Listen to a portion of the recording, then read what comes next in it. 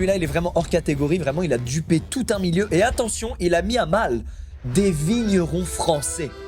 Comment a-t-il pu oser? Ce mec, c'est Rudy Kurniawan et il est considéré comme le plus grand, ni plus ni moins, faussaire de vin au monde. Et le plus fou dans tout ça, c'est que Rudy, avant de se lancer là-dedans, il avait presque aucune expérience dans ce milieu. Et pourtant, pendant des années, il a dupé et trahi des spécialistes qui n'ont jamais rien suspecté. Et ce qui l'a fait tomber, parce que oui, il a fini par tomber, c'est un certain vigneron français qu'il fallait pas faire chier, un certain vigneron à la hargne inégalable, qui s'est mis en tête de le dégommer et de faire tomber son empire. Vu qu'on va parler de vin tout au long de la vidéo, je me dois de vous préciser que l'abus d'alcool est dangereux pour la santé, même quand c'est des fausses bouteilles et que vous êtes fait baiser. Voilà, ça change rien sur le côté alcool. Bon, d'habitude, je vous parle toujours de l'enfance des escrocs, d'où ils viennent, ce qu'ils aiment, histoire de mieux les cerner. Mais comme à chaque fois qu'on parle d'escrocs redoutables, c'est dur de retrouver des traces de leur enfance et Rudy n'échappe pas à la règle. Le type est allé tellement loin dans l'escroquerie et dans le fait de s'inventer une vie qu'on sait quasiment rien sur son passé. Il a toujours menti aux personnes qui côtoyait et même au moment où je vous parle, la police n'a pas réussi à tout découvrir sur lui, c'est vous dire. Au début de l'histoire, on sait juste qu'il est né en 1976 à Jakarta, en Indonésie. Et on a quand même son vrai prénom, Chen Wang Huang. C'est son père qui l'a renommé Rudy parce qu'à l'époque, c'était mal vu d'avoir un nom d'origine chinoise en Indonésie. Et d'ailleurs, en parlant de ce pseudonyme, Rudy, il est pas allé chercher très loin le daron. Il a allumé sa télé, il est tombé sur un match de badminton dans lequel il y avait un joueur indonésien qui s'appelait Rudy Kurniawan